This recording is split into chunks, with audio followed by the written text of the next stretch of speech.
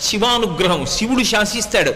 అపసవ్యం నీకు ఇష్టం, వాడు నాకు అపసవ్యంగా వచ్చాడు, అవమానం నాకు, కానీ నేను దాన్ని సత్కారంగా స్వీకరిస్తున్నా, వాడి జోలికి నువ్వు వెళ్ళడానికి వీల్లేదు. ఎందుచేత అంటారేమో, గ్రహములకు స్వాతంత్ర్యము లేదు. చాలామంది తెలియక శనీశ్వరుడు అంటుంటారు. శనీశ్వరుడు అన్న మాట లేదు అసలు. శనైశ్చరుడు, శనైహి చరహ.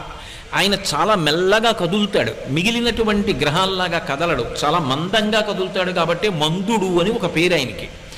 శనీశ్వర గ్రహం అనాలి తప్ప శనీశ్వర గ్రహం అనకూడదు. ఈశ్వరత్వము లేదు గ్రహములకు.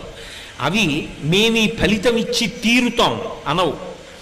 పరమశక్తివంతమైనటువంటి పరమశివుడు ఎక్కడున్నాడో ఆయన శాసనానికి అవి వశవర్తులవుతాయి. అవి వశవర్తులై ఆయన చెప్పిన మాట వింటాయి. నేను ఒకప్పుడు నా జీవితంలో ప్రత్యక్షంగా చూశా.